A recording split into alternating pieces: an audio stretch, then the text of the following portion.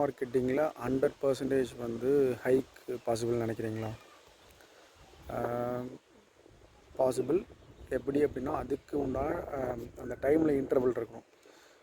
இப்போ நீங்கள் வந்து ஒரு ஒரு சேலரியில் நீங்கள் ஸ்டார்ட் பண்ணுறீங்க அப்படின்னா, இப்போ நீங்கள் ஃபார் எக்ஸாம்பிள் கோயம்புத்தூர் ஒர்க் பண்ணுறீங்கன்னா, இது வந்து டயர் 2 சிட்டி இல்லைங்களா? ஸோ டயர் 2 சிட்டியில் ஸோ பேக்கேஜ் எப்பவுமே ஒரு சில கம்பெனி தவிர மற்ற கம்பெனி எல்லாமே கம்மியாக தான் கொடுப்பாங்க. இப்போ வந்து you are very well expert இந்த எல்லா ஐ மீன் டெக்னிக்கல் ஸ்கில்ஸு இல்லை அந்த ஸ்கில் செட்லையும் நீங்கள் எக்ஸ்பீரியன்ஸ் இருந்தாலுமே அவ்வளோதான் பே பண்ணுவாங்க. ஸோ டயர் 1 சிட்டிஸில் நீங்கள் ஒர்க் பண்ணுறீங்கன்னா அதுக்கு உண்டான பே வந்து வேறு மாதிரி மாறும்.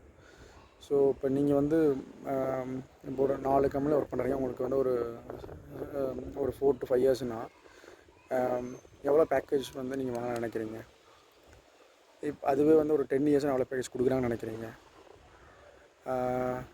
ஸோ என்னோடய அசம்ஷன் பார்த்திங்கன்னா, இப்போ 10 to 12 இயர்ஸ் அப்படி இருக்குது, ஐ மீன் 10 இயர்ஸ்க்கு மேலே போகுது அப்படின்னா கார்பரேட்டில் ஒரு மாதிரி பேக்கேஜ் கொடுப்பாங்க. லைக் எப்படின்னா மோர் தென் 15 லேக்கு அப் டு 20 லேக் வரையும் கொடுப்பாங்க.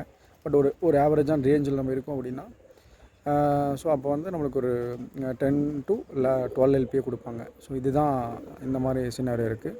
பட் அது கீழே இருக்கவங்களுக்கு வந்து ஒரு அபோவ் 50 அந்த ரேஞ்சில் கண்டிப்பாக கிடைக்கும்.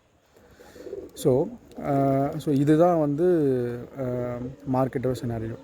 ஸோ நீங்கள் வாங்குகிற சேலரி வந்து ஸோ நீங்கள் உங்கள் கரியரில் எவ்வளோ இந்த மாதிரி ஒவ்வொரு கம்பெனி மூவ் ஆகும்போது எவ்வளோ சேலரி கிடச்சிது, இல்லை சேம் கம்பெனியில் இருக்கும் போது எவ்வளோ பேக்கேஜ் உங்களுக்கு ரைஸ் கிடச்சிதுங்கிறத நீங்கள் கமெண்ட்டில் சொல்லுங்கள். நம்ம சேர்ந்து நம்ம கற்றுக்கலாம்.